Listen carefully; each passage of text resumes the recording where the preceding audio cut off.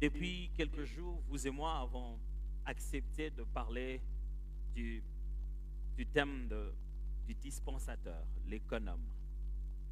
Et on a commencé à exploiter des principes autour de l'économe et on en est arrivé au point de parler des 6 verbes qui sont des verbes liés à la fonction ou au rôle d'un économe. Pas le premier jour, le premier verbe qu'on a commencé à exploiter, c'était le verbe recevoir. L'économe reçoit. Parce qu'un économe est un intendant, un dispensateur. Il reçoit de la part du propriétaire et se met à veiller, affecter, faire valoir, et plus, jusqu'à 6 verbes avant nous. Nous en avons parlé la dernière fois. Et donc, hier, nous avons encore pris le temps d'approfondir davantage les combats autour du fait de recevoir en tant qu'économe. Aujourd'hui, on s'était promis d'avancer sur la notion de veiller. En tant qu'économe, on a reçu des dons, des grâces, des choses que le Seigneur nous a données et pour lesquelles nous devons, non seulement après avoir reçu, nous devons aussi veiller sur ces choses-là. Donc aujourd'hui, parlons du fait de veiller et parlons en même temps du combat autour du fait de veiller en tant qu'économe. Est-ce que c'est bon ça? Faisable, hein? Ok. On va y aller. Ça va pas être très difficile. Si nous nous souvenons tous du texte d'hier, il était question de 1 Timothée, vous vous souvenez? Chapitre 4, versets 13 à 16. Paul est en train de parler à Timothée, on lui dit jusqu'à ce que je vienne, applique-toi à la lecture, à l'exhortation, à l'enseignement. Ne néglige pas le don qui est en toi et qui t'a été donné par prophétie avec l'imposition des mains de l'assemblée des anciens. Occupe-toi de ces choses, donne-toi tout entier à elle, afin que tes progrès soient évidents pour tous. Veille sur toi-même et sur ton enseignement. Persévère dans ces choses, car en agissant ainsi, tu te sauveras toi-même et tu sauveras ceux qui t'écoutent.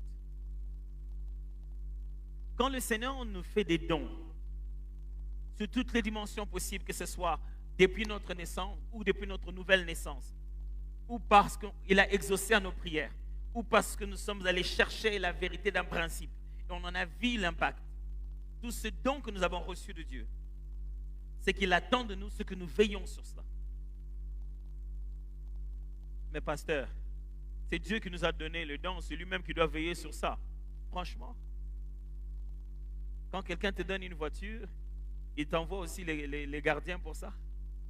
C'est maintenant sous ta responsabilité parce qu'il a mis en toi tout le nécessaire afin de protéger cela. Vous êtes-vous jamais demandé pourquoi Dieu, un Père aussi responsable, a précipité les diables sur la terre? Dieu, tu envoies quelqu'un qui dérange là-bas, tu l'envoies ici. Tu sais qu'ici, ce sont les enfants. Toi qui pouvais les gérer là-bas, tu nous l'envoies ici, on a déjà des problèmes. La Bible même dit, malheur aux hommes de la terre, parce qu'il est descendu. Si tu vois un père prendre un animal sauvage, le mettre au même endroit que son fils, c'est parce qu'il sait qu'il ne peut rien lui faire du tout.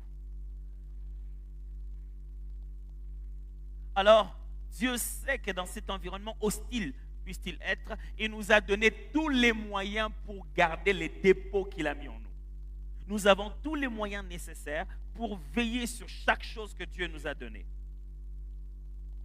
Lorsque l'on parle ici de veiller, j'ai commencé à vous dire que premièrement, veiller signifie établir un système de fonctionnement et d'évaluation des dons. Vous devez établir un système de fonctionnement et d'évaluation de vos dons. Vous devez savoir de quelle manière je fonctionne et comment je dois veiller au fonctionnement et être capable d'évaluer et de venir dire que tout va bien encore.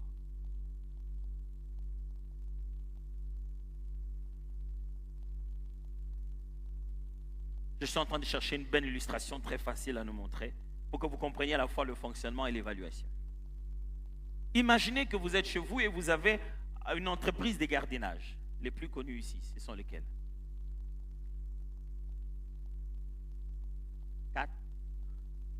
Et l'autre? Mamba, oui. On a aussi G4S ici, non? Non? Ils sont dans quelques endroits. Ok. Ouais. Alors, vous verrez que ces gens-là ne s'habillent pas de la même manière. Chaque entreprise a la façon d'habiller ces gens, n'est-ce pas? Chaque entreprise a aussi une philosophie sur la manière dont on garde. Certaines se relèvent par jour, d'autres se relèvent après 8 heures. 8 heures du temps après on change quelqu'un, 8 heures du temps après on change quelqu'un.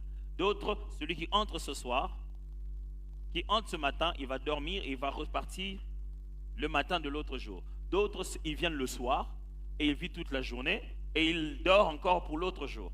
Ça, c'est le système de fonctionnement. Et certains, ils sont quelque part, la première des choses qu'ils font, ils mettent sur votre porte le nom de leur entreprise. C'est comme si chez vous, c'est devenu chez eux. Juste pour dire qu'ici, nous les protégeons. Ils prennent une affichette qui a leur logo et ils mettent devant votre porte. Et puis, certains, vous les verrez toujours avec des... Comment on appelle ça? Nous, on a grandi avec Ngondo, maintenant, je ne sais pas en français, on appelle ça. Matraque, c'est ça? Voilà. Ils ont tous des matraques. D'autres n'en ont peut-être pas. D'autres, chaque soir, leur Jeep passe par là pour savoir comment ça s'est passé. D'autres ont des talkie-walkies qui parlent toute la journée. Alpha, du bruit dans la parcelle. Vous connaissez très bien de quoi je parle ici. Chacun d'entre eux a établi un système pour veiller sur vous. D'autres disent, nous ne pouvons pas veiller sur de telles choses si vous n'avez pas de caméras de surveillance. C'est trop grand, on a besoin des caméras de surveillance. D'autres, la nuit quand vous dormez, il fait les 100 pas, il veille. Il y a un système que vous devez établir pour veiller sur les choses que Dieu vous a données. Vous devez être capable d'établir un système de fonctionnement et un système d'évaluation. Le système d'évaluation, c'est être capable de vous dire, suis-je toujours en train de marcher sur la bonne voie? Pasteur, ce n'est pas encore clair. Ok, je vais encore clarifier cela. Mes frères et sœurs, si vous avez des dons de la part de Dieu, chaque don a ses interdits. Ça commence à viendre, hein? Voilà. C'est-à-dire, vous devez garder le don dans son milieu d'épanouissement, en faisant en sorte que tout ce qu'il ne doit pas faire, il ne le fasse pas, et tout ce qu'il doit faire, il le fasse. Parce que la vie chrétienne n'est pas une vie de négativité, en train d'éviter tout le temps les choses à ne pas faire. Non, la vie chrétienne est une vie active et non pas passive. C'est aussi une vie de savoir que dois-je faire afin de maintenir ce que j'ai reçu. Écoutez-moi, détrompez-vous. Le temps que vous restez à garder une chose, quand le temps passe, la chose perd la valeur. Vous appelez ça quoi? Oh non, tel que vous me voyez là, moi, le Seigneur m'a vraiment donné un don pour chanter. Comment fonctionne ton chanter? À la chambre, pour les enfants, dans la douche, ou bien où que tu ailles. Même si c'est une petite chorale, même si ce n'est qu'avec des petits enfants qui sont 3, tu dois mettre ton don de chante au service du Seigneur. Et tu dois savoir que puisque moi je chante, je n'écoute plus n'importe quoi. Puisque moi je chante à l'église, je ne chante plus n'importe quoi. Parce que voilà comment fonctionnent les dons que j'ai. Toujours en train de me suivre. Vous n'allez pas faire fonctionner un véhicule avec de l'eau, à moins d'en inventer un. Un véhicule qui fonctionne avec du carburant, vous n'y mettez pas de l'eau. Comment fonctionne le don que vous avez? Écoutez-moi bien. Des fois, les gens passent beaucoup du temps à étudier leurs dons et un peu de temps à travailler. Ils passent beaucoup de temps à travailler leurs dons et un peu de temps à étudier leur caractère. On va y aller. Ils passent beaucoup de temps en prière. Il va 21 jours de prière. Il monte à Mangengenge. Il parle. Vous n'avez pas Mangengenge. Vous avez quoi ici? Ka? Kwamba. Kakwama. Exactement ce que vous avez dit. Donc,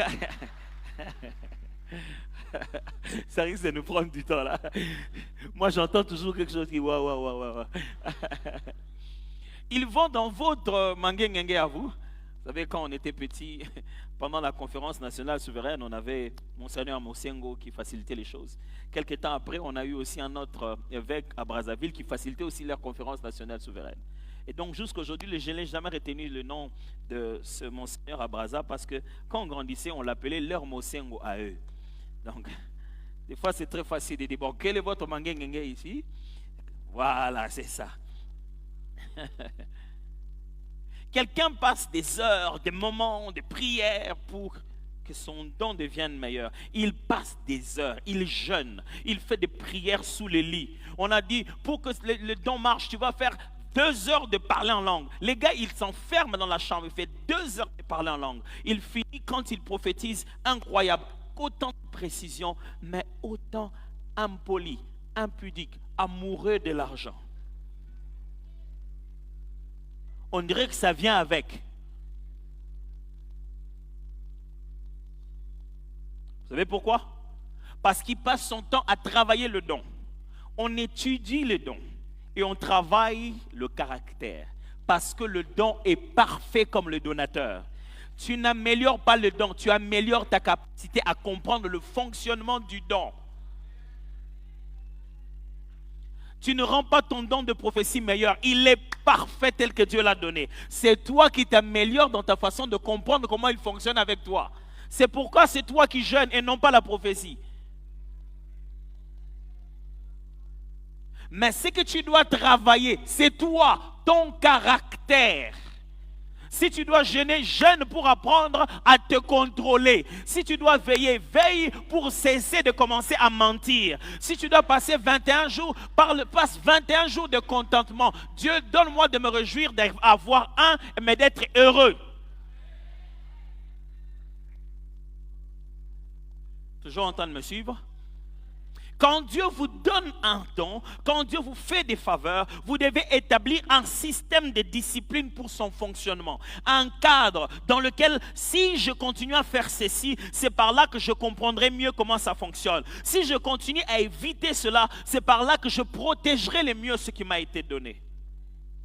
Un homme qui s'appelait Job, il voulait tellement dans sa vie rester droit parce qu'il veillait sur les choses que Dieu lui a données.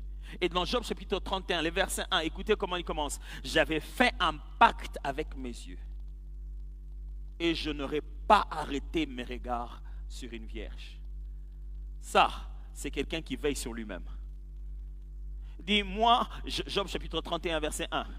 Il dit, j'ai pris une décision avec moi-même. Pas question de regarder n'importe qui. Pourquoi Job? Qu'est-ce qu'il y a? Pourquoi tu fais comme ça? Je sais, je connais les interdits, les genres de choses qui tuent ce que j'ai. J'aimerais vous dire, il y a des gens qui dans leur dépôt, quand tu entres à l'intérieur, ce que Dieu leur a donné est complètement en mauvais état. Ils y ont mis dedans les choses qui les tuent. Écoutez d'autres. Écoutez bien le psalmiste, j'aime comment il présente ça. Il présente ça d'abord comme une question et puis il commence à donner des pistes de réponse. Psaume 119, verset 9. Comment le jeune homme rendra-t-il pur son sentier? En se dirigeant d'après ta parole.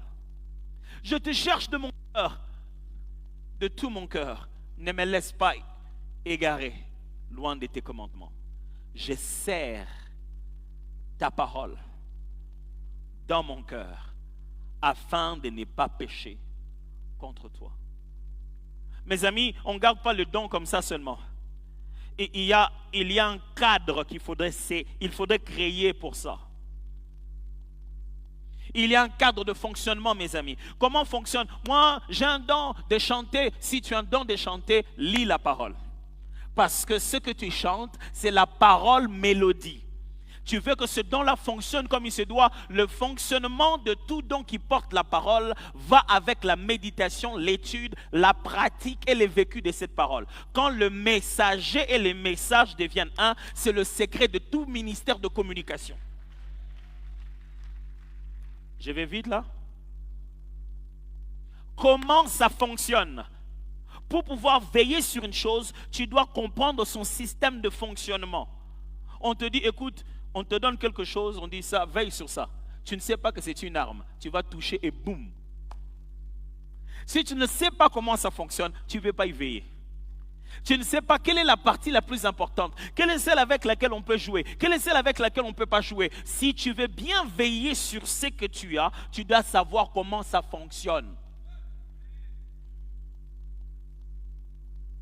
Mais non seulement que tu dois savoir comment ça fonctionne, tu dois être capable de l'évaluer, de dire si ça monte, si ça baisse. Mais je vous ai fait comprendre ici, le don ne monte pas, il ne baisse pas. C'est nous qui grandissons sur notre façon de comprendre la chose ou qui nous bloquons sur notre façon de comprendre les dons que Dieu nous a donnés. J'ai une question pour vous. Vous aviez dit que vous aviez un don. À quel degré de maturité en êtes-vous? J'ai déjà entendu des chrétiens faire un faux débat. Genre, moi mon don, je l'ai amené dans des dimensions où vous n'êtes pas encore arrivé. Vous ne pouvez rien faire du don. Il est parfait tel que le donateur l'a fait.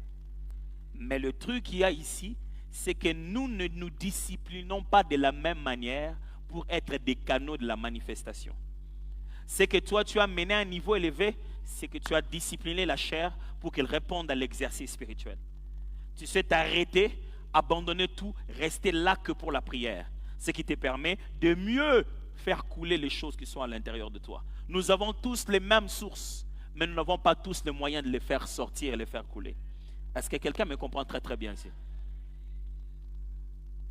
Si vous devez veiller sur ça, vous devez savoir comment ça fonctionne et vous devez être capable d'évaluer en quel état ça se trouve.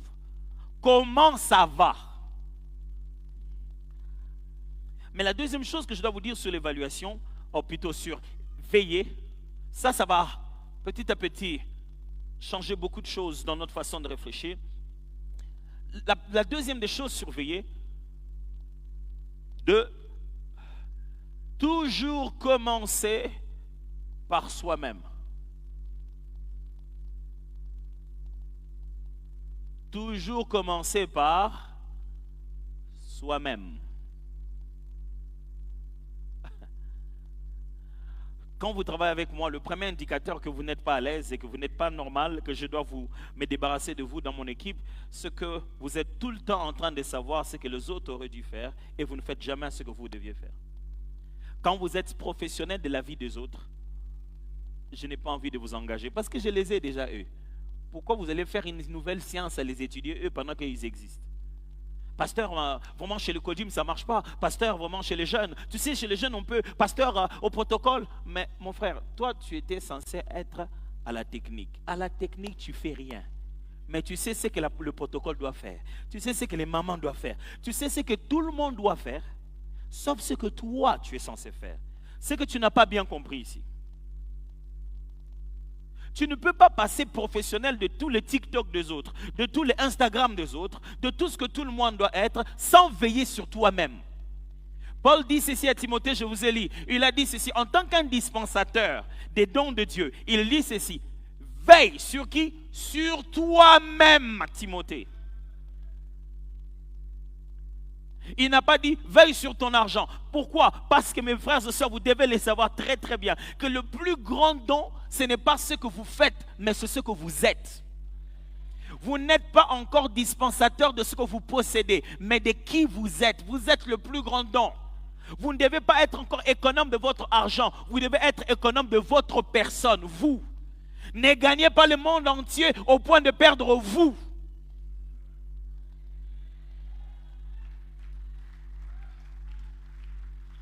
Commencez par vous-même, pasteur. Ta prédication est très égoïste. Non, elle est très biblique.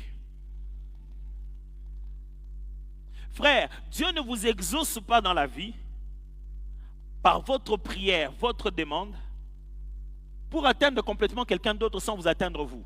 Vous allez voir comment c'est intéressant de lire tout ça dans la Bible. Commencez par vous-même. Ne veillez pas sur tout le monde sans avoir veillé sur votre propre cœur.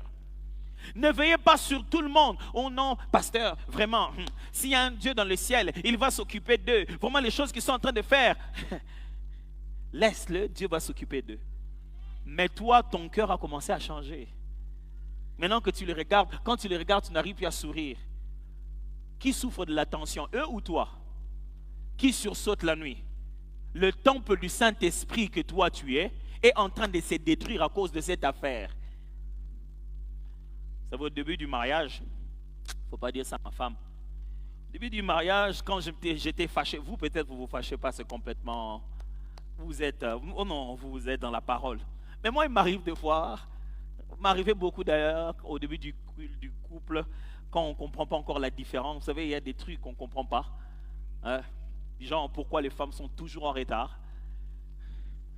C'est parce qu'elles attendent que leur maquillage ne puisse pas couler. Elles attendent la dernière minute avant de partir. Ça a pris beaucoup de temps pour comprendre ça. Je me souviendrai toujours une fois où ma femme et moi, on sortait déjà, on était déjà en train d'aller au culte. C'est moi qui devais conduire le culte. Elle me dit, chérie, je laissais la nourriture au feu. J'ai dit, pourquoi tu as mis la nourriture au feu à 6 heures pendant qu'on sort sans vouloir manger?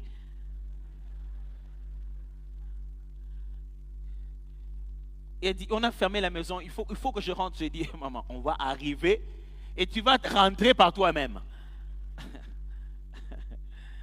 Il y a des moments où tu as vraiment l'impression que le vieux homme est sur le point de revenir.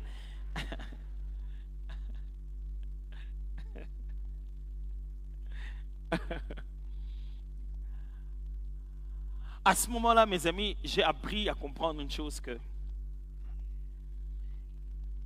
quel que soit ce que les gens disent, pensent, si je ne veille pas sur mon propre cœur à moi,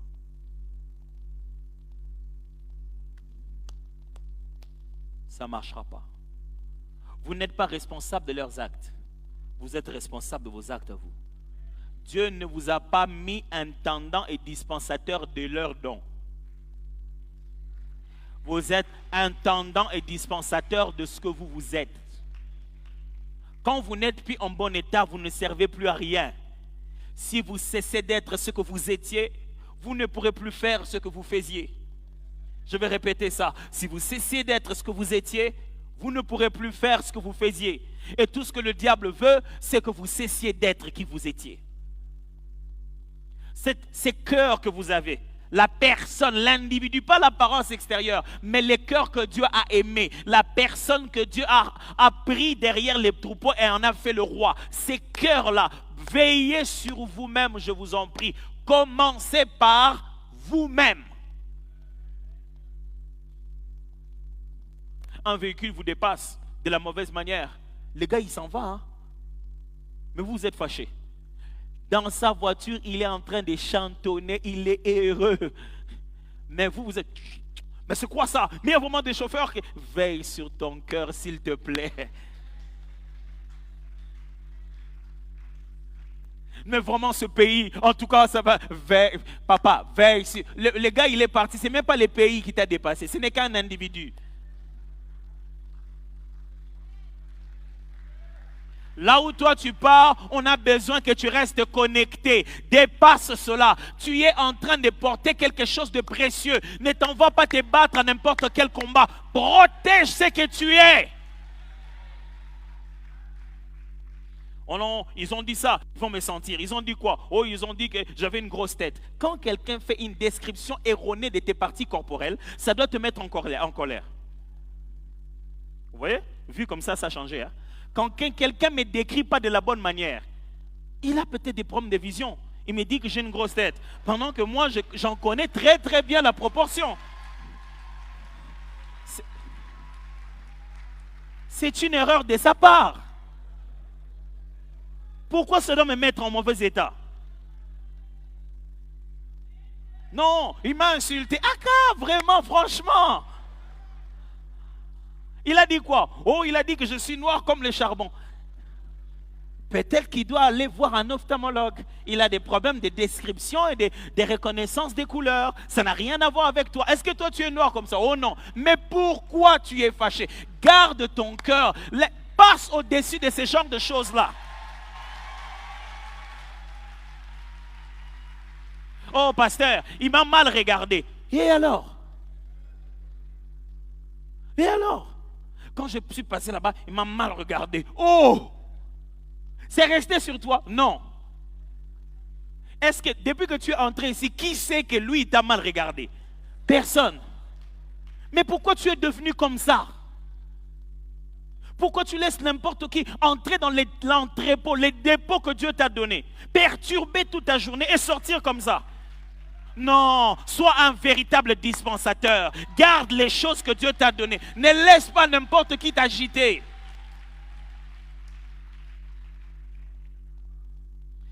Commence par toi-même. Quand je parle de commencer par toi-même, je parle de commencer d'abord par ton propre corps, ton propre emploi du temps, ta personne. Un jour, je vais vous lire ça, ça va vous étonner. Marc chapitre 6, verset 30. À partir du verset 30, Marc chapitre 6.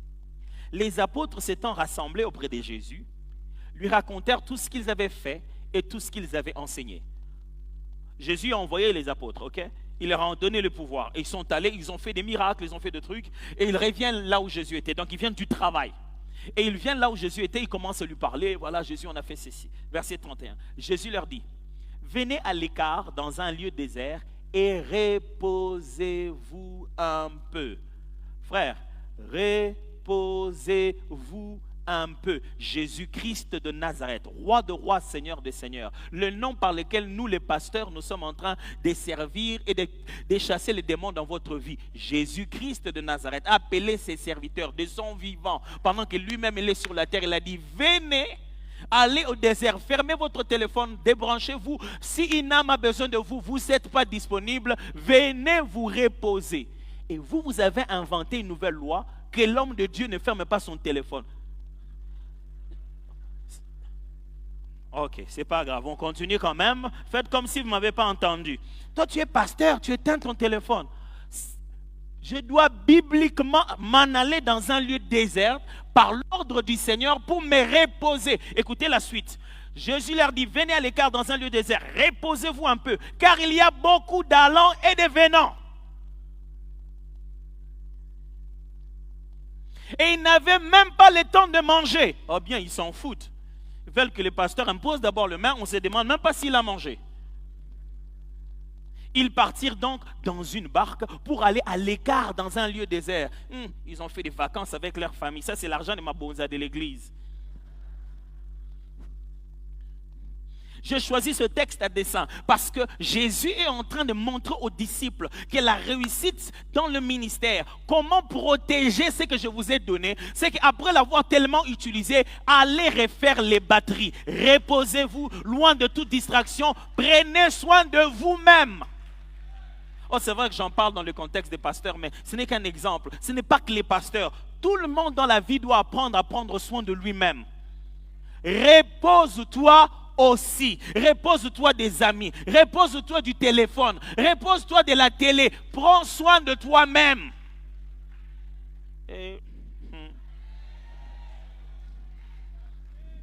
Chérie, notre vol, c'est à quelle heure, non? Juste savoir au cas où.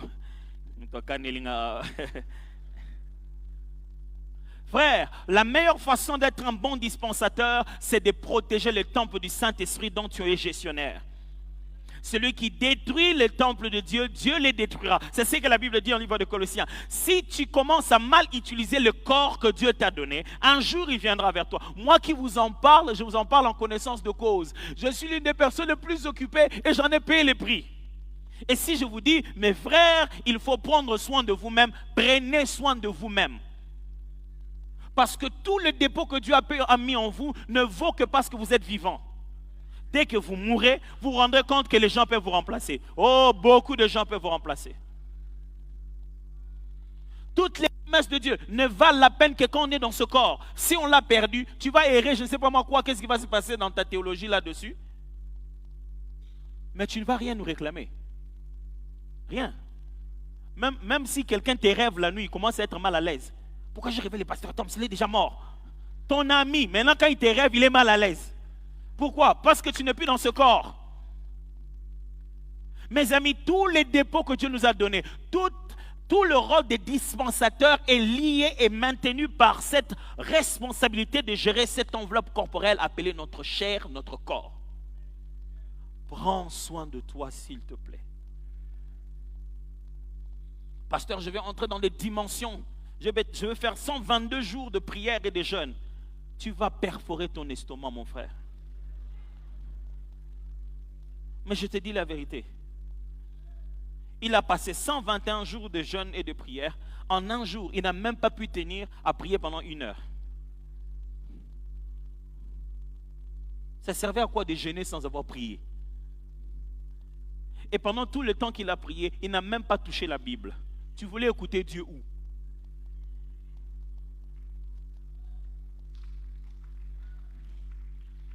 Oh, pasteur, nous, vraiment, on est là, on est toujours debout dans l'évangélisation, on est là à gauche, à droite. Ah, mon cher, toujours debout. Tu risques de t'asseoir pour toujours. Hein?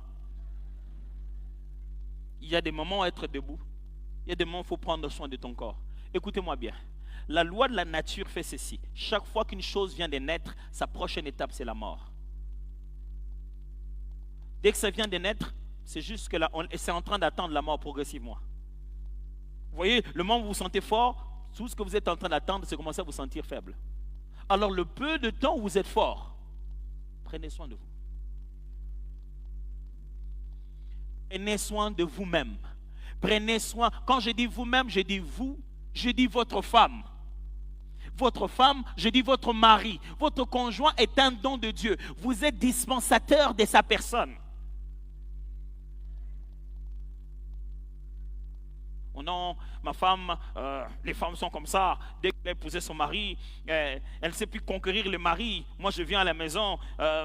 Tu vois, moi, j'aime les jeunes filles qui sont bien habillées en pantalon là, mais ma femme, elle ne s'habille pas comme ça en pantalon. Avant de l'épouser, elle s'habille en pantalon. Oui, je l'ai aimée d'ailleurs pour ça. Quand elle vient à la maison, elle se lâche comme ça. Les pantalons qu'elle a achetés avant que tu l'épouses, c'est son père qui donnait l'argent.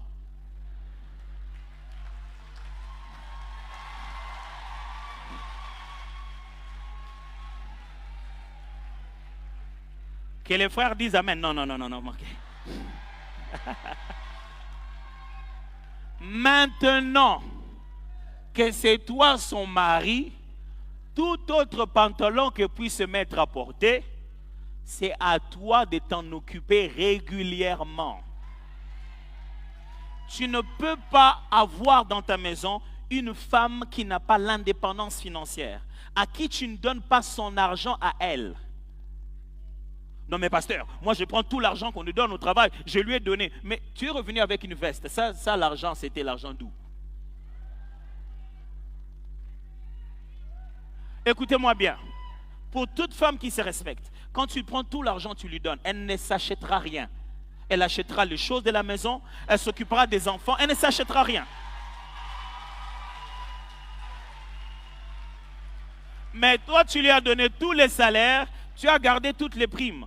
Et quand tu passes par le centre-ville, tu vois une belle veste. Ah, Colombongo, à Lembongo. Tu vas.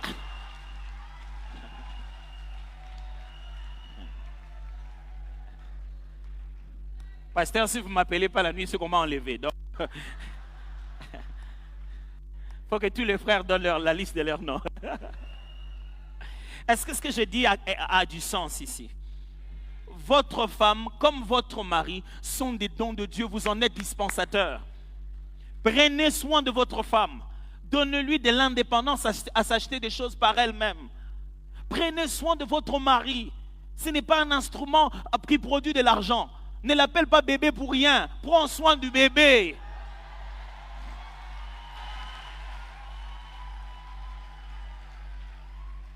Comment pouvez-vous imaginer que le jour de son anniversaire, tu lui offres que 2 choses que personne ne peut voir? Ton mari, il t'offre des bijoux que tout le monde peut voir. Tes amis peuvent demander, oh, qui t'a donné ça? Oh, mon mari. Toi, tu lui offres chaussettes, sous-vêtements et cinglés.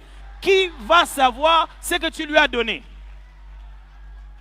Donc, c'est-à-dire, entre nous les hommes, pour que je montre ce que ma femme m'a donné, donc je vais, franchement,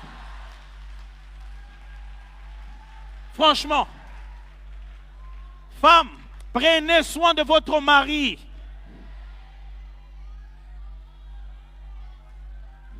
Oh non, toi aussi tu es comme un enfant, mais tu l'appelles bébé pourquoi? Achète-lui un téléphone, il aime jouer avec, donne-lui les choses qu'on donne au bébé.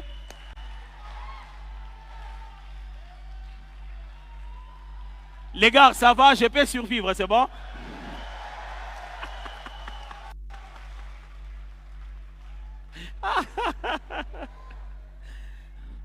C'est vrai que ça fait rire tout ça.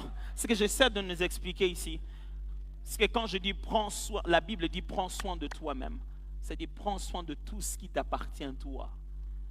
Ton mari, ta femme, c'est déjà toi. Tes enfants, c'est déjà toi. Tu ne peux pas être super bien habillé et tes enfants sortent de ta maison comme de l'orphelinat. Franchement, tu dois avoir un projet pour ça. Il faut penser à ça.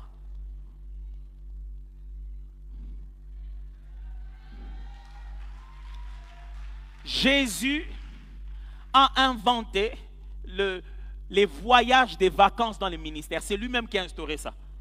Il a vu les disciples beaucoup travailler, il les a appelés, il a dit, vous, prenons le bateau, voyageons. Allons loin, là où il n'y a pas les mêmes personnes, et reposez-vous. Pasteur, Mikolo Bokena a vacances, Moussa Nanzambe Tika Nanani.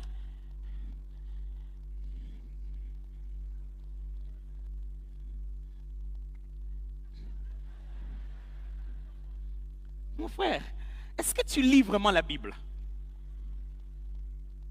Est-ce que tu lis vraiment les saintes écritures qui me donnent l'ordre de mettre pause sur cet instrument appelé corps, afin de le rafraîchir? Ce que les gens préfèrent, c'est qu'en plein milieu de la chair, ils tombent. Vraiment, les pasteurs, ils ne se reposent pas. Il était en train de faire quoi? Quand il ne se reposait pas, il faisait quoi? Chacun lui voulait 5 minutes. Je veux juste 5 minutes, pasteur, je ne veux pas beaucoup, juste 5 minutes. Je veux juste 5 minutes, je ne veux pas beaucoup, je veux juste 5 minutes. Je rends grâce à Dieu pour les différents collaborateurs que j'ai, les anciens que j'ai. Ils ont inventé un truc où, il existe ce que on appelle un congé de reconstitution. C'est-à-dire, j'ai 10 jours chaque année où je parle ni femme, ni enfant, sans aucun travail. Je veux juste me reposer, jouer, tournoyer, prier à mon aise. Ça n'a rien à voir avec les vacances de l'église ou des vacances de la famille. Après, j'ai un temps de faire des vacances, ainsi de suite. Chaque fois, ils donnent un ordre. Des fois, ils appellent mon assistante, ils disent, on a appris que le pasteur a prêché à tel endroit, il est rentré chez lui à 23h, il a joué le football avec son fils à minuit. On ne veut plus jamais que ça se répète. Gère bien le temps du pasteur, il ne peut pas commencer à faire 4-5 choses et revenir si tard comme ça. J'étais heureux d'être entouré de gens qui veillent sur moi, parce que je leur appartiens.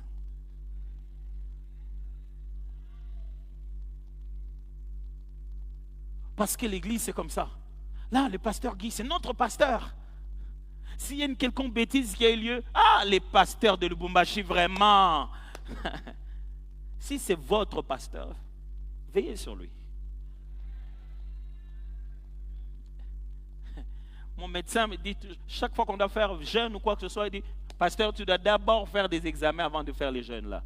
Il faut qu'il me fasse, il faut faire ci, il faut faire une endoscopie, vérifier l'état de mon estomac. C'est les problèmes, les antécédents que j'ai eus. Des fois, ils viennent et disent, pasteur, toi, tu ne peux pas gêner cette année. Je dis, non, pardon, changez-moi, trouvez-moi une façon de gêner. Ma façon à moi, sinon je ne peux pas, n'est pas. Parce qu'ils prennent soin de ce qui est précieux. Non, les musiciens, on les voit toujours là-bas, en train de jouer à gauche, à droite. Quand ils jouent ici chaque dimanche, est-ce qu'ils vous sont précieux? Est-ce qu'ils sont un dépôt que vous protégez? Ils sont seulement comme ça, après ils vont faire leur album, ils vont commencer à chanter à gauche, à droite. Quand ils ne font pas l'album, vous faites quoi avec eux? Vous savez pourtant que l'un des moyens pour eux d'exprimer leur talent, c'est d'organiser des temps de louange, ainsi de suite. Vous faites une fois chaque 2 ans. Vous pensez qu'ils se sentent précieux. 2 Corinthiens chapitre 9, verset 8 dit, et Dieu, ici Paul est en train de parler du fait qu'on a tellement aidé, on l'a donné, on lui a fait des dons, et à travers lui on a donné des dons pour pouvoir aider les autres églises. Maintenant il est en train de leur bénir. Il dit, et Dieu peut vous combler de toutes sortes de grâces, afin que possédant toujours en toutes choses de quoi satisfaire à tous vos besoins, vous ayez encore en abondance pour toute bonne œuvre. Vous avez suivi la logique?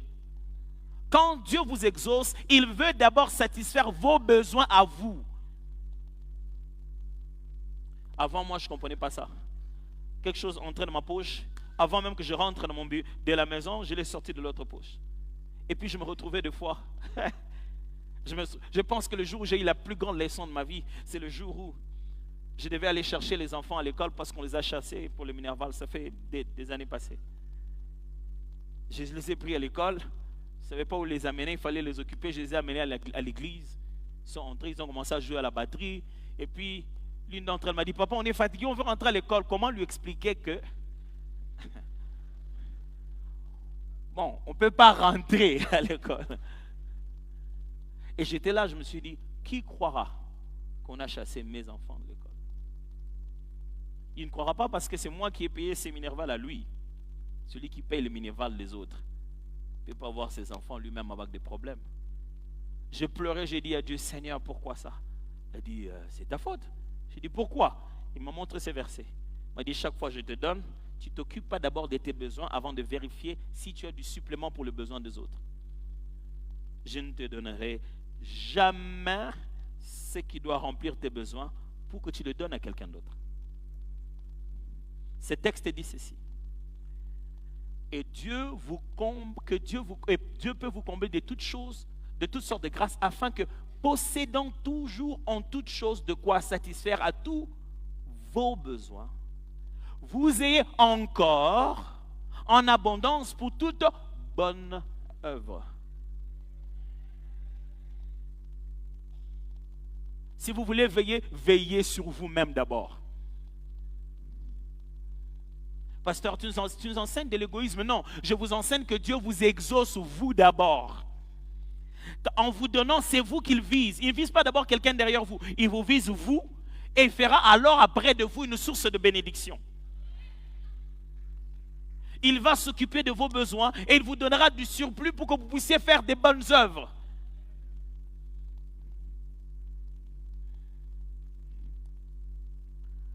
Alors le combat de veiller, comment se passe-t-il? Les combats au pluriel de veiller sont, j'ai mis le combat de veiller entre guillemets, le verbe veiller, sont 1. La rancune, 2. La peur, 3. L'oisiveté. 1. La rancune, 2.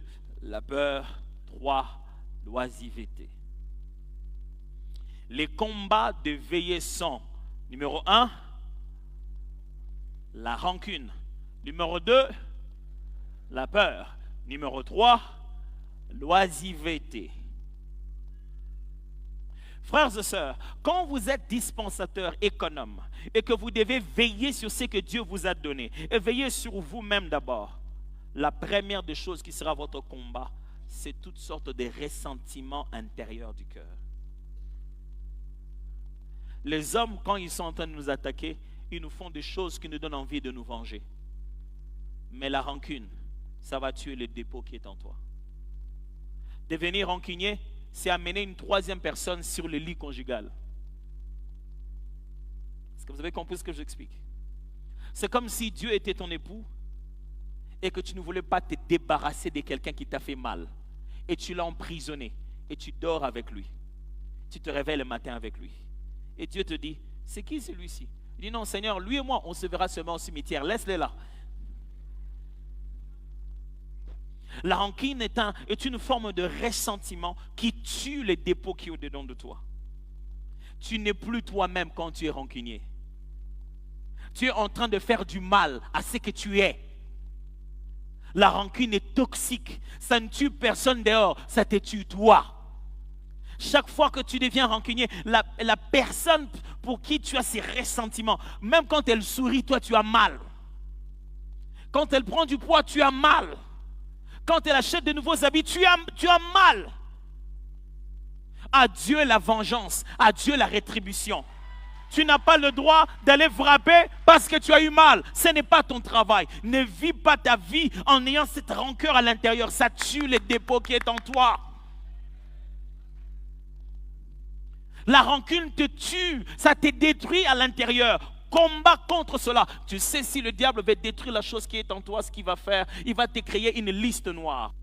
Il va te pousser à haïr un certain nombre de gens, avoir des ressentiments pour des personnes. Dans la vie, il vaut mieux n'avoir jamais d'ennemis. Il y a des gens qui se décident de devenir tes ennemis, mais toi, tu ne deviens pas leur ennemi.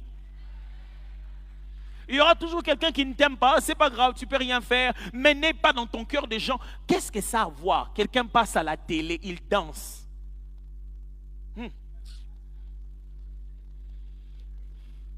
Écoute, à quoi t'as raté? Ah, le pur dépôt de l'Éternel qu'il y a dans ton cœur.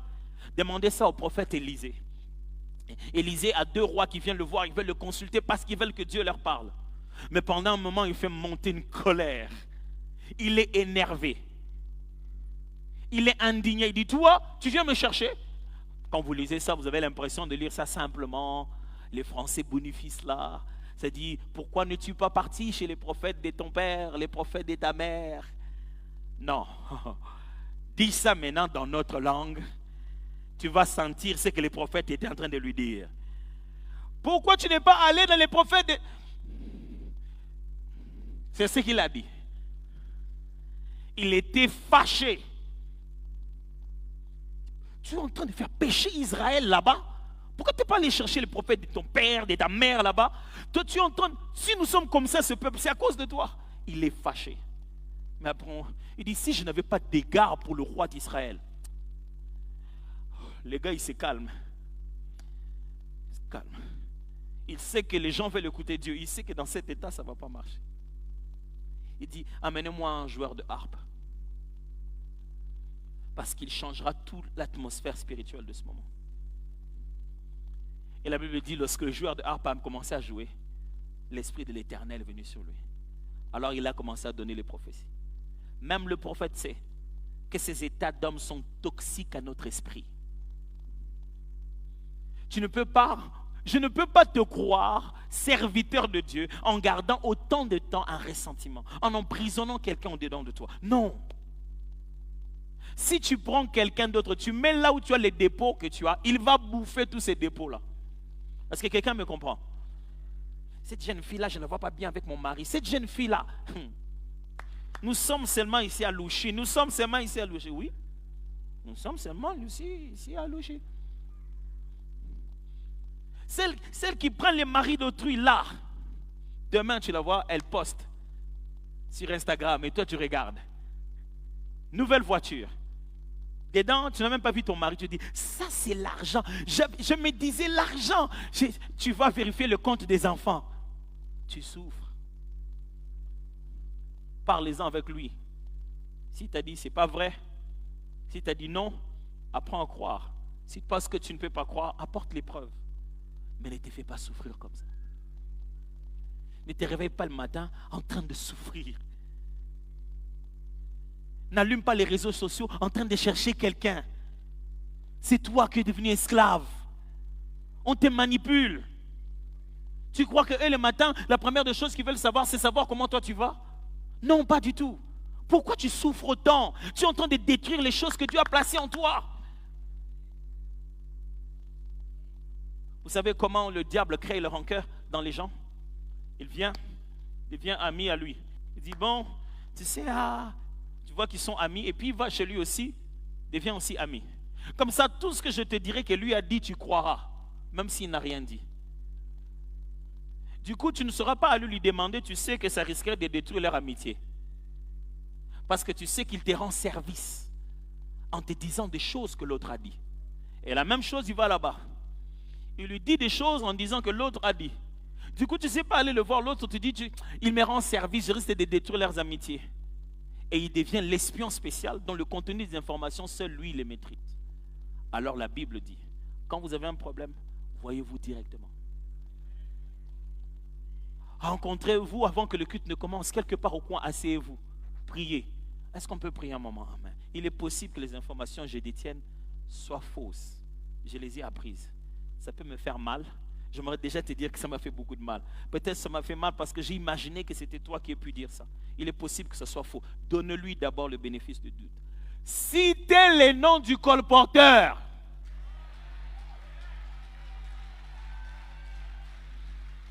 Comment on peut être nous deux là en train de protéger quelqu'un? Non, il avait dit que je ne parle pas de lui. Il avait dit qu'il ne faut pas citer mon nom. Pourquoi? Pourquoi il est venu me dire? Il dit, un tel m'a dit que. c'est là que tu vas te rendre compte qu'il va dire, oh, le même un tel là. Si vous commencez à faire ça dans l'église, vous allez faire sortir tous les sorciers qui amènent de la distraction dans les assemblées. Ils vont sortir.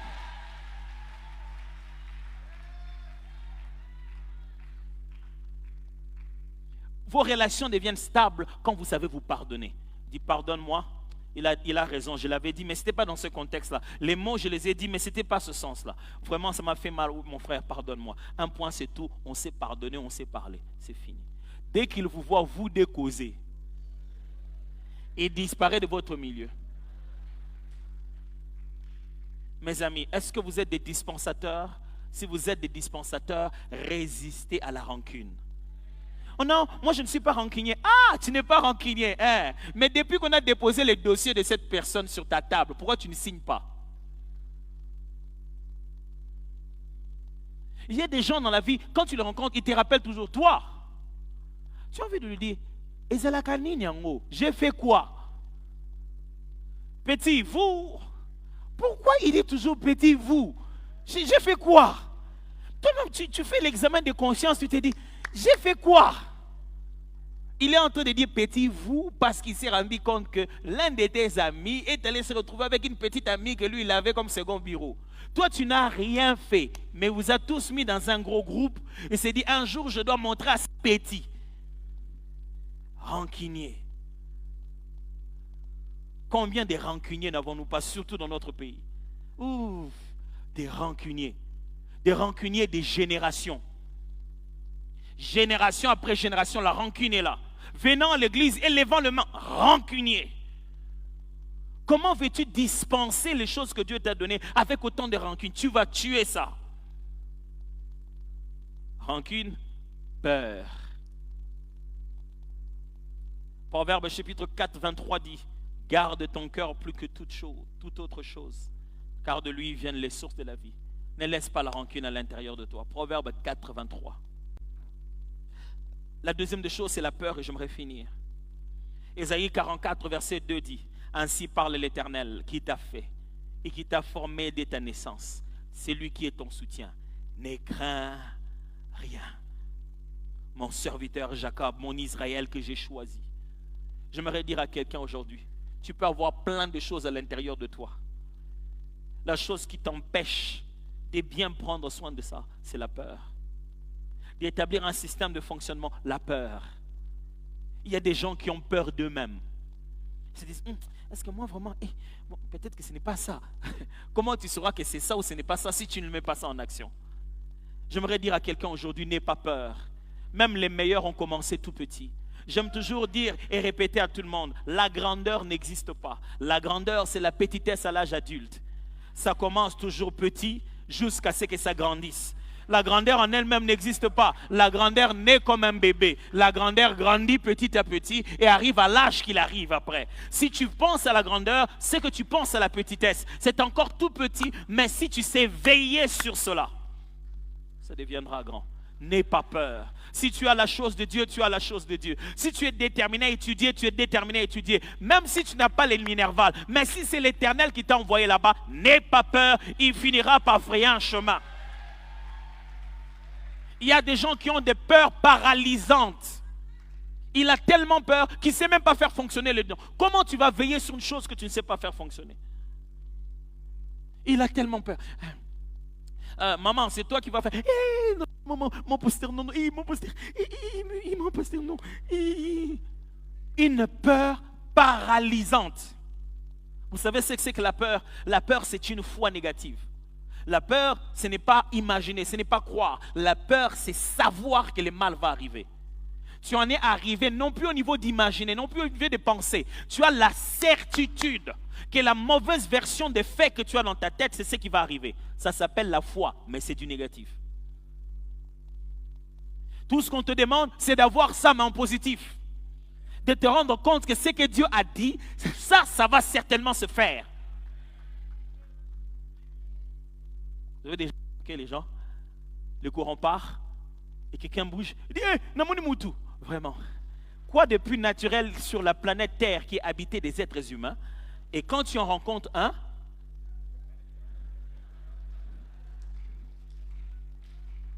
quand on rallume, il ne dit pas j'ai vu des gens. Mais quand on éteint, j'ai vu quelqu'un. C'est normal. La peur.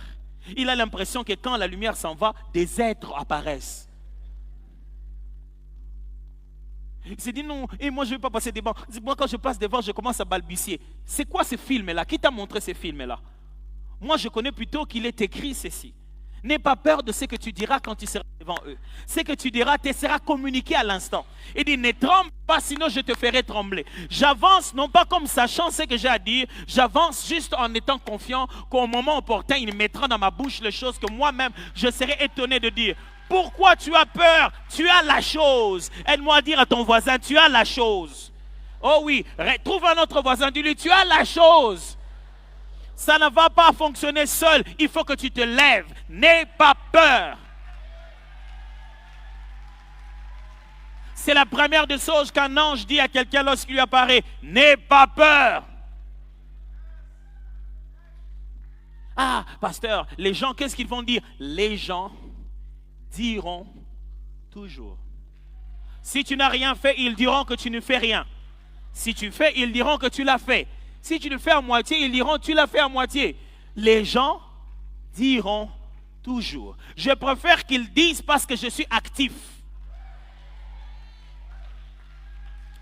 Aide-moi à dire à ton voisin, tu as la chose. Tu as la chose. Tu as la chose. N'aie pas peur. Qu'ils soient 1000 ou 10 000. Que ce soit devant des Blancs, devant des Indiens, devant toutes les races. Quand c'est ton tour, marche comme quelqu'un qui a la chose. Lève-toi là-bas. Parle parce que la chose est en toi. Quand Dieu met la chose en toi, il te trouvera une opportunité. Et même quand tout le monde appelle ça Goliath, souviens-toi que j'ai la chose. Tout le monde est en train de reculer devant ça, mais moi j'ai la chose qui tue ce genre de personnes. J'aimerais annoncer à certains David, Dieu va susciter des Goliaths. N'aie pas peur, n'aie pas peur. Le seul moyen de savoir que tu as sur toi l'onction, c'est qu'il faut qu'un Goliath avance. Tout le monde va avoir peur, mais toi, n'aie pas peur. Tu as eu peur, qu'est-ce que ça t'a donné? Tu as eu peur l'année passée, tu as eu peur le mois passé, tu as eu peur plusieurs fois, ça fait quoi maintenant? Oui, moi j'ai peur ici, ça ne marchait pas. Comment tu sauras que ça va marcher? Parce qu'il faut toujours faire la même chose. Oh non, et ici maintenant je vais là-bas et ça ne marche pas. Ok. Et si ça marche? Comment on le saura? Va là-bas. Qu'est-ce que tu as à perdre? Je faisais rire à ma fois, on était en train de promener quelque part. On voulait regarder, voir quelque chose, mais on savait qu'à cet endroit-là, c'était super cher. Moi, je lui ai dit, est-ce qu'on va nous tuer si on entre? On va regarder, c'est cher, on n'a pas l'argent pour acheter ça. Mais on va regarder, est-ce qu'on va nous dire, oh non, est-ce que vous avez l'argent avant de regarder? Regardez là, c'est gratuit. Mais je regarde, non? Et je regarde ça et dis, oh, qui es-tu, grande montagne devant Zorobabel? Je vais finir par t'aplanir un jour.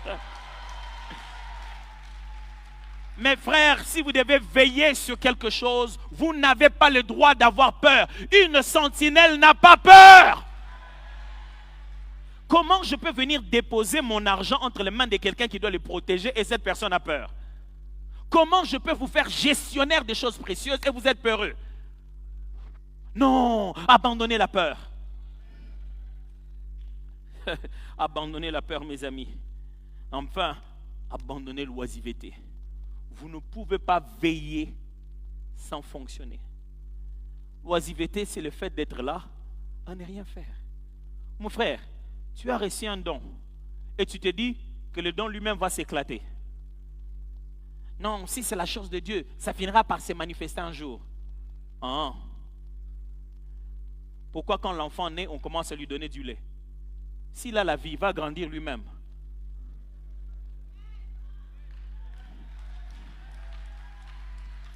Pourtant, on a bien attesté, il est né vivant et viable. Mais sa prochaine étape demande d'être nourri. Encore, et encore, et encore. Mes amis, la meilleure façon de veiller à la chose que Dieu vous a donnée, allez travailler. Allez faire quelque chose avec ça. C'est comme ça que vous saurez que ça fonctionne. Si vous ne faites rien, vous veillez sur quoi? Vous veillez sur la oisiveté le diable va faire de son mieux pour que vous ne soyez en train de ne rien faire. Non, pasteur, un jour notre tour va arriver. Celui qui attend son tour fait les 100 pas au-delà de la ligne. Il ne reste pas sur le pourtour. Les supporters n'entreront pas pour jouer. Si tu attends ton tour, porte la vareuse. Va aux entraînements. Réchauffe-toi à quelques minutes. Parce que ça va être ton tour. Frère, attendre ne signifie pas croiser les bras. Attendre veut dire faire les 100 pas en train de se préparer à son tour. Il dit non, mais pasteur, moi je sens qu'un jour le Seigneur m'a appelé. Un jour je vais prêcher. Mon frère, prêcher, ok, c'est sans problème. Et tu penses que le jour où tu vas prêcher, on va te dire combien de temps? 3 ans avant. Et on te dit ça, non, mon frère, est-ce que tu peux prêcher demain? Dit, ah, pasteur, demain. Et alors, tu savais ça, tu as dit ça à tout le monde, ça fait 4 ans que toi tu appelais à la parole. Et pendant les 4 ans, tu faisais quoi? Pasteur, demain c'est trop juste. Trop juste.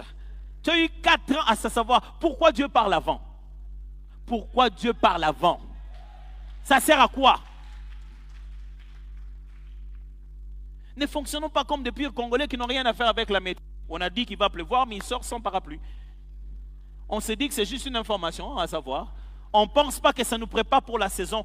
La prophétie a pour but de vous préparer pour la saison. Pour que vous puissiez vous armer aujourd'hui, quand le temps arrivera, non seulement que vous soyez l'homme qu'il faut, mais vous soyez aussi à la place qu'il faut, avec les moyens qu'il faut. Moi, le Seigneur m'a appelé un jour. Tu n'as même pas réussi à lire la Bible entièrement. Tu ne fais aucune étude biblique. Je vais voir les livres que toi tu lis. La politique économique de... Mais tu t'attends à la... Mon frère, non, c'est pas ça qu'il faut que tu lises. Non. C'est depuis l'âge de 13 ans, 14 ans à peu près que je savais que je devais prêcher. J'étais appelé à la prédication. Mes autres collègues des Gaël, ma femme, ma collègue en même temps.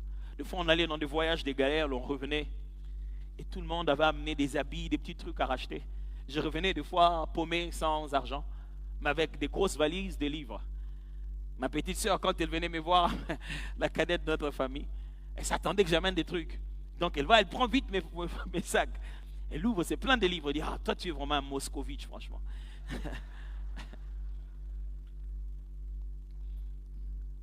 C'était ça. Chacun prenait sa richesse. Ce qu'il considérait être un investissement à son avenir. C'est le livre que j'ai ramené. Mais tu passes tout tes temps à lire. Tu fais quoi avec ça? Je me prépare. Si tu veux savoir l'avenir de quelqu'un, regarde comment il se prépare. Il se prépare à quelque chose de grand. Je me prépare. Tout ce que je faisais dans ma vie, j'appelais ça la liste d'ignorance. Je me mets un matin, je me dis, un pasteur est censé savoir quoi? Il y a par exemple ça, mais moi je ne connais pas ça. Je commence à mettre sur écrit toutes les choses que je ne connais pas. Et je vais dans la maison de la Bible. Je regarde tous les livres qui en parlent. Et j'écris leur prix. Et chaque fois on fait un concert, on dit, ah, bien aimé, que Dieu vous bénisse, $10. Je vais acheter. Comment étudier la Bible? Mes amis, on ne devient pas grand comme ça un bon matin. Il faut bosser dur. Il faut travailler dur dans l'appel qui t'a été donné.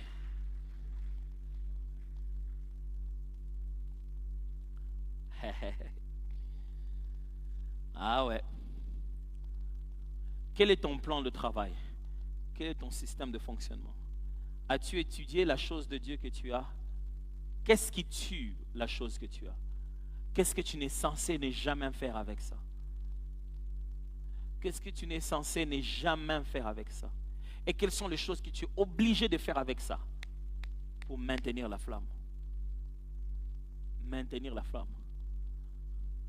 Ma femme est là, elle est toujours des fois elle rit. Tu es encore en train d'étudier quoi? Franchement.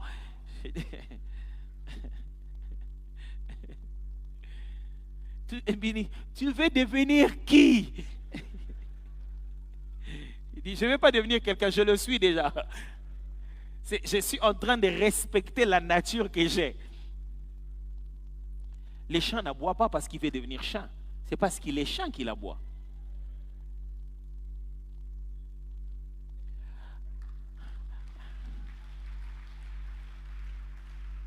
Alors toi, tu es qui? Quelle est la chose qui est en toi? Est-ce que tu t'occupes de toi?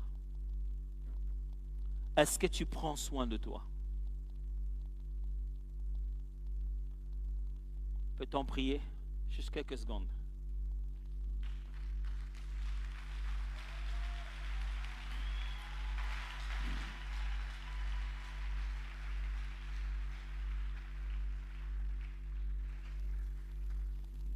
Je sais que depuis que je viens ici, je vous prends beaucoup de temps à enseigner.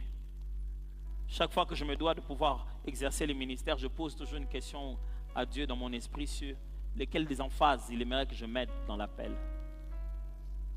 Quoi que vous soyez dans un moment de prière, je ne me suis pas senti avoir une motivation prophétique comme dans l'exercice de don. Mais j'ai senti par contre que le Seigneur disait qu'il parlerait quand je serais en train de parler. Et que ce serait plutôt, plus j'enseigne, plus ça deviendrait clair. Si vous vous attendiez vraiment à une prophétie, je pense que j'en ai donné tellement aujourd'hui, tellement hier, tellement avant-hier. C'est le temps de vous accaparer de cela. Et de dire, cette partie-là, on a parlé de moi. Je n'ai pas eu besoin de vous citer nommément, Dieu vous connaît. Et c'est pour ça qu'il a envoyé ce message. Il ne s'attend pas à ce que tu saches, il attend à ce que tu agisses. S'il te plaît, fais quelque chose. Fais quelque chose de tout ce qu'on a commencé à dire. Oh mon très cher collègue dispensateur, fais quelque chose de ce que Dieu t'a donné. Fais quelque chose. Ne commence pas ce mois de décembre comme ça. S'il te plaît, fais quelque chose. Ne commence pas cette année 2022 comme ça. Fais quelque chose, je t'en prie. Fais quelque chose des choses que Dieu a placées en toi. Des grâces, des faveurs, des potentiels, des habilités que Dieu a placées en toi. Ne dis pas que tu n'as pas d'argent. Dieu a déjà placé la provision pour le potentiel qu'il a placé en toi. Bouge et tu verras que ça va bouger avec toi. Fais quelque chose. Parce que Dieu, il ne t'a pas laissé seul. Il répondra toujours à chacun de tes besoins et il donnera toujours de réponses. Peut-être que vous n'aurez pas beaucoup de prières à faire, je veux juste que vous puissiez lever légèrement les mains et peut-être avec un temps de méditation. Les prières et les réflexions montent de tout ce qu'on a appris jusqu'ici.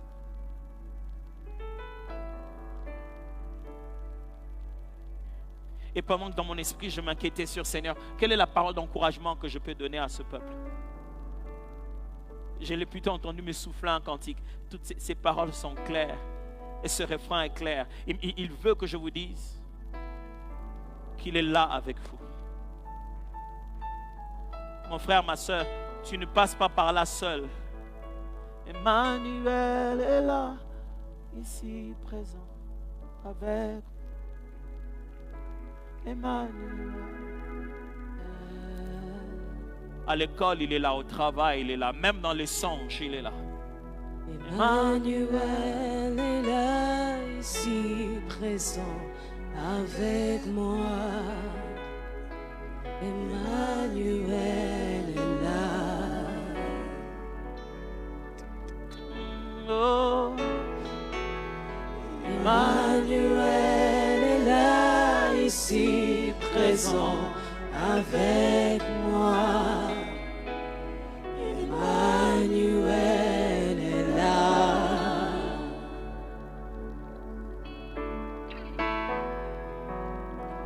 Emmanuel est là, ici présent avec moi. Emmanuel est là. Il est dans mon camp, dans mon combat, toujours avec moi dans mes défis. Il est dans ma famille quand je suis pas là. Il s'occupe de moi quand je suis absent. Dans mes grands, même quand je dors. Il combat mes ennemis dans mes songes. De tout mon côté, j'en ai qu'une seule. Même s'ils sont une grande armée, je le sais, il s'appelle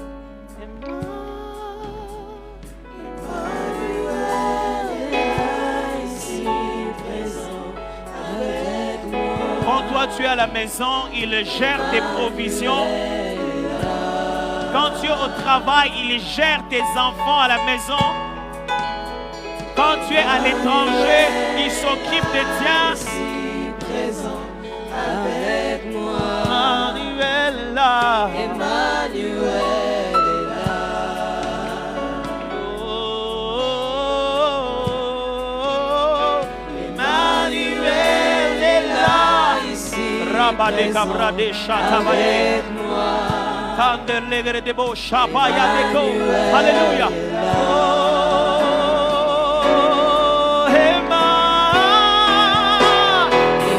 Emmanuel est là, ici présent avec moi. Emmanuel. Emmanuel. Arabeato. Oh, il est là. Emmanuel est là, ici présent avec moi. Emmanuel. Emmanuel est là. Emmanuel. Emmanuel est là, ici présent avec moi. Emmanuel est là. Je sens dans mon cœur que j'aimerais faire quelques déclarations ce soir.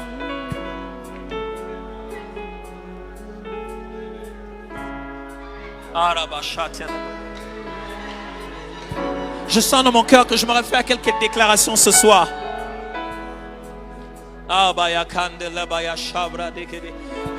Alléluia. Alléluia. Gloire à Dieu. Je prie et je déclare sur toi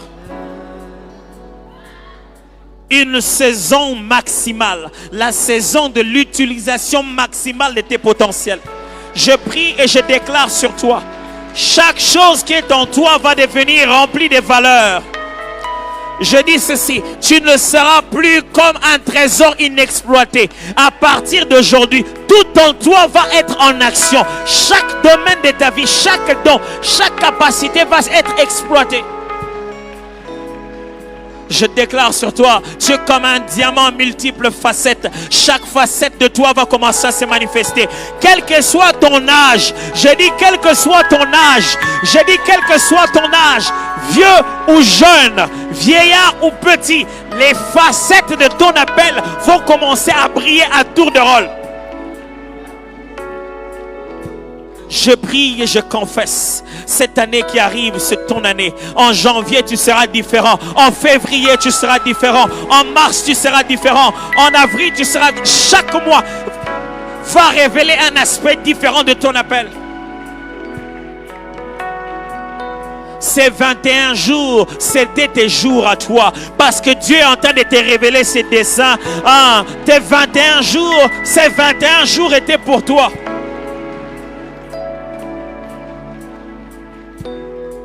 Je prie et je déclare que cet esprit d'unité revienne dans ton foyer, que ça revienne dans ta famille, que tu apprennes à t'occuper de toi, à t'occuper des tiens, à t'occuper de ce que Dieu t'a donné. Je prie et je déclare ce soir, l'Éternel il te précédera avec ses ressources. Avant que tu n'arrives, Dieu arrivera en train de t'attendre. Même dans la fournaise ardente, il te précédera avec ses ressources. Je prie et je déclare, à partir d'aujourd'hui, cette petite voix qui parlait dans ta tête, cette voix de pessimisme, cette voix qu'on t'a répétée tous les jours que tu n'étais rien, à partir d'aujourd'hui, j'ordonne le calme, silence, tais-toi, c'est quelqu'un que Dieu a appelé, c'est quelqu'un qui a l'appel de Dieu.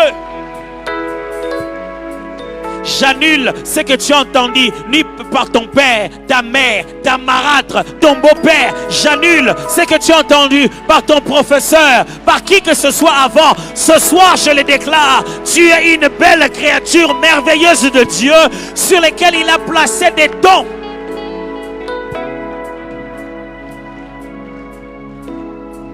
Tout ce que tu as entendu les voisins dire, tout ce que les amis ont dit à l'école, toutes les manières dont il était en train de t'insulter, de se moquer de toi, ça c'est terminé. Écoute maintenant ce qui est désormais, c'est que tu es la race élue, un sacerdoce royal, tu es un peuple saint, mis à part la raison de la mort de Jésus à la croix.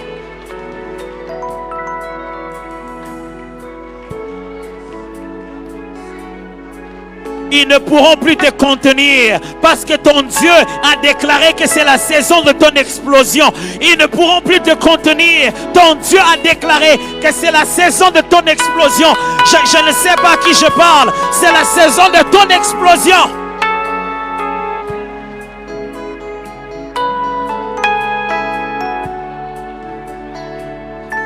C'est ta saison pour exploser. C'est ta saison pour t'étendre. C'est ta saison pour dépasser tes limites.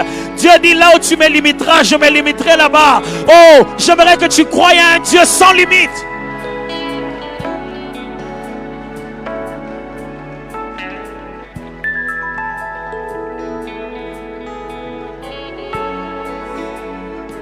Rabaya karaba shete rebosha.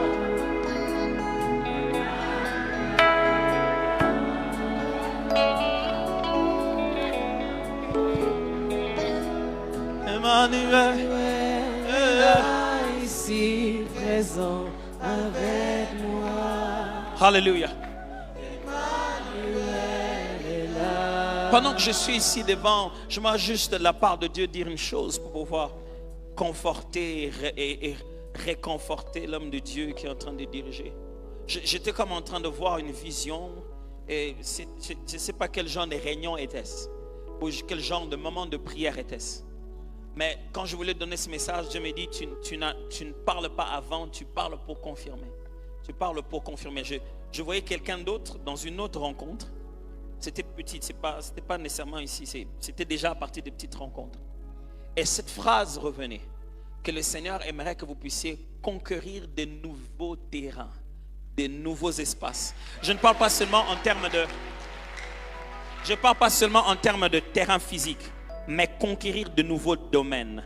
L'Éternel vous veut encore conquérant. L'Éternel veut que vous rentrez dans cette saison de conquête. Il dit, ne laissez pas les armes, il y a encore des terres à conquérir. Je ne parle pas seulement des terres physiques, je suis en train de parler des domaines. Je suis en train de parler de l'expansion, de l'ouverture. L'Éternel aimerait que ça puisse commencer à s'ouvrir davantage. D'autres nouveaux domaines, d'autres nouveaux terrains en train de s'étendre.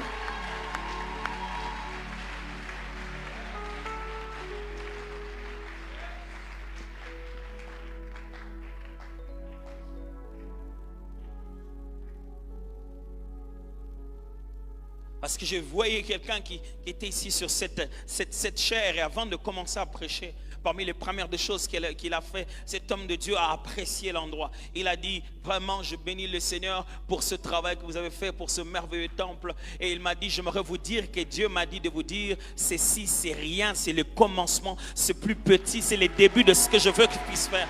Je ne sais pas voir qui c'était. Mais cet homme de Dieu-là, avant de commencer à prêcher sur cette chair, il a dit, Dieu m'a dit de vous dire que ceci, ce n'est que le début, c'est rien du tout par rapport aux grandes autres choses qu'il aimerait faire. La raison pour laquelle le Seigneur me demande de rappeler cela, c'est parce qu'il est en train de me dire ceci, je ne mens jamais. J'avais dit que ça, ce n'était que le début et ça ne sera que le début parce que je veux faire une autre conquête.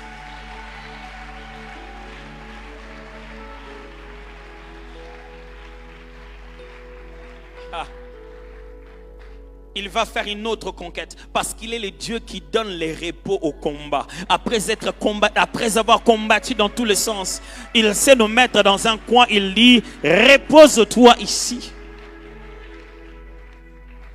Emmanuel est là.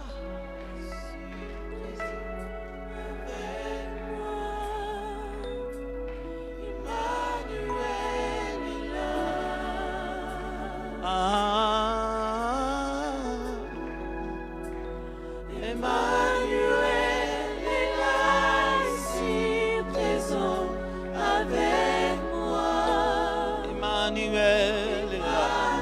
Emmanuel est là.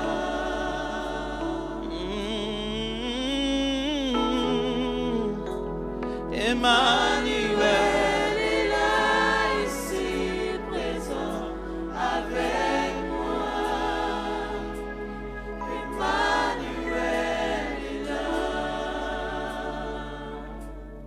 Alléluia.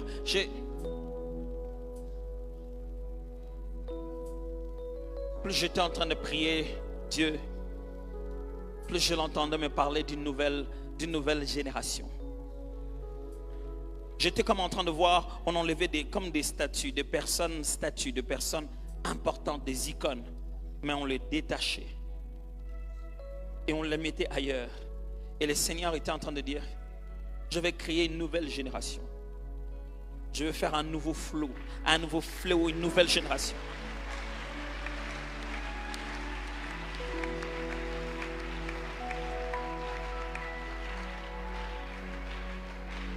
Je ne sais pas, depuis que je suis sur cet endroit, c'est comme si le Seigneur m'a fixé et m'a juste dit, parle pour confirmer des directives dans le cœur de mon serviteur.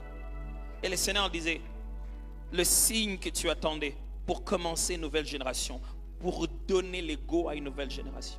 De voici le moment de commencer à donner l'opportunité à une nouvelle génération. Parce que le Seigneur disait, j'aimerais pousser ceci à cet endroit. Je voyais comme quelqu'un qui jouait un jeu d'échecs. Et il prenait ce qu'on ne bouge pas, il les a bougés, il les a mis ici, il les a mis là-bas. Il a dit, je vais frayer un nouveau chemin pour une nouvelle génération qui va arriver.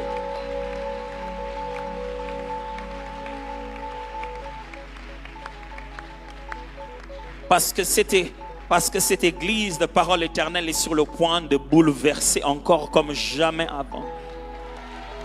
Comme jamais avant l'histoire. Il y a comme j'entendais les seigneurs dire, je vais vous donner de nouveaux fils, de nouvelles filles. Je vais rapprocher d'autres gens. Je vais mettre encore des gens sous vos ailes. Une autre génération qui va faire votre fierté. Une autre génération qui va vous donner du repos. Dont vous n'aurez pas peur des... Est-ce qu'ils ne vont pas commettre une erreur?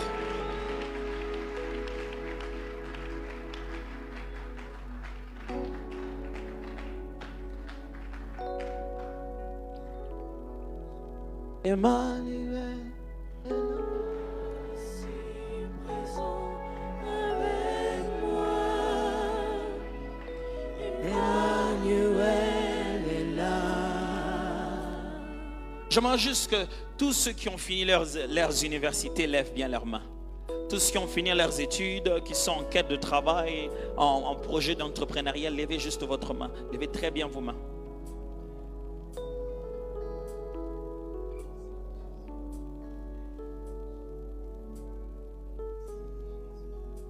Parce que j'étais en train de prier tout à l'heure et le Seigneur me parlait de la mission, me parlait de la multiplication et j'étais en train de m'inquiéter dans mon esprit. Je disais, Seigneur, d'où viendront les donateurs? Et il a dit, je multipliais des donateurs. Mais je disais, Seigneur, où sont-ils? Il a dit, ils sont là à l'intérieur. Déclarez la parole sur eux et ils vont devenir fructifs. Ils ont tout à l'intérieur. Arrosez-leur.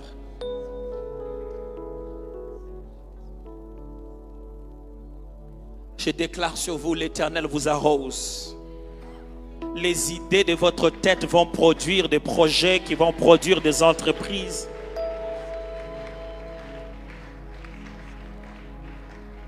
Vous n'aurez pas besoin de fuir ce pays, vous allez réussir ici. Vous n'aurez pas besoin de fuir cette ville, vous allez vous épanouir ici. L'Éternel va vous enraciner. L'Éternel frayera un chemin. L'Éternel frayera un chemin pour tout un chacun d'entre vous. L'Éternel éclairera les yeux de vos cœurs. Et il vous guidera très bien dans le domaine dans lequel vous ferez les meilleurs des impacts. Je prie sur vous pour que l'Éternel vous fasse des connexions comme jamais vous n'avez fait avant. L'Éternel te permettra de rencontrer la personne qu'il faut à l'endroit qu'il faut. Tu rencontreras celui qu'il faut à l'endroit qu'il faut.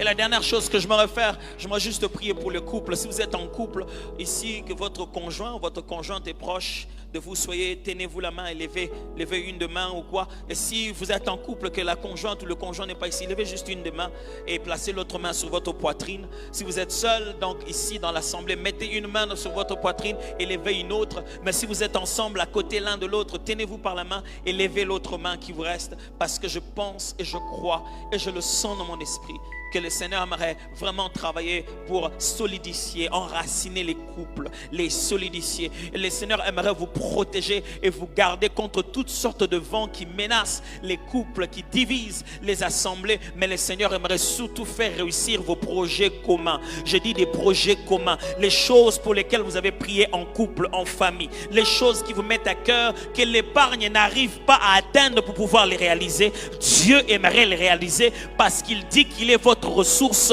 la ressource de toutes sortes de sources. Il est mieux que les salaires du mari ou de la femme. Il est mieux que les entrées de commerce. Il est la ressource réelle d'un couple. Père, je prie pour ce couple au nom de Jésus. Fais ce que tu as dit. Donne-leur une ressource céleste. Au-delà de la stratégie, au-delà des méthodes, au-delà des avoirs, au-delà de ce qu'ils peuvent, vers ce que Dieu peut avec eux. Que ce soit sur eux, sur les projets qu'ils ont pour leurs enfants, sur le projet qu'ils ont sur la stabilité de leur foyer, sur les projets qui ratent toujours à la dernière minute, qui manquent toujours un 100, un 50 $ avant que les maladies n'arrivent. Je prie et je déclare que cette fois-ci, ils passent de l'autre côté. Ils vont traverser la ligne. Ils verront s'accomplir les projets que tu as placés au milieu d'eux. Ils les toucheront entre leurs mains et ils en verront la prospérité. Parce que tu les as jugés dispensateurs. Père, tu ne nous appelleras pas dispensateurs en n'ayant rien à nous donner. Non, non, non. Tu nous as donné tellement de choses et tu ne te fatigues pas de nous en donner chaque fois que nous demandons. Emmanuel est là.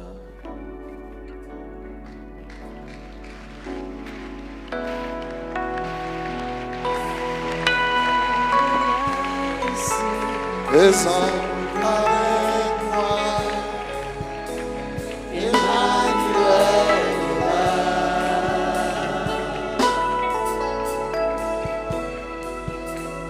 Emmanuel est là ici, présent avec moi.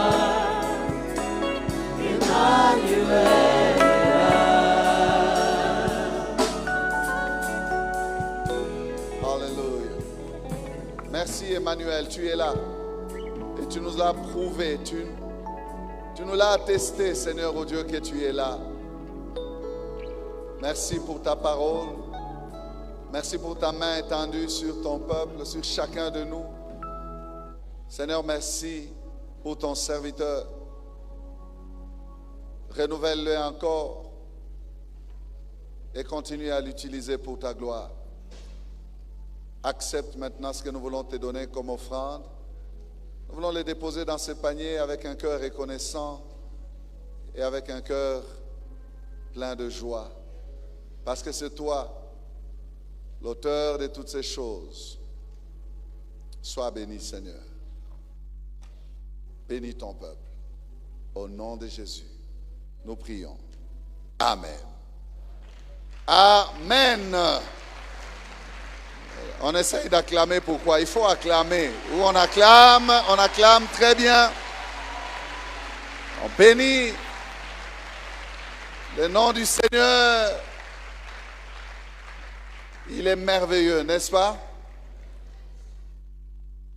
Notre Dieu est bon, doublement béni. Amen.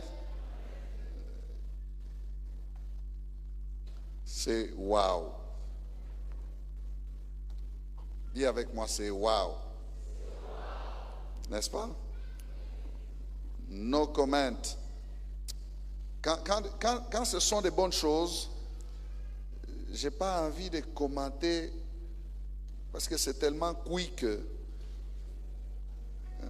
qu'on risque de les détruire en y ajoutant des ingrédients qui n'ont pas de place. C'est bon.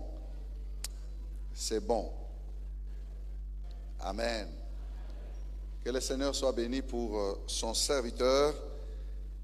Nous sommes richement bénis. Si quelqu'un n'a rien reçu, celui-là,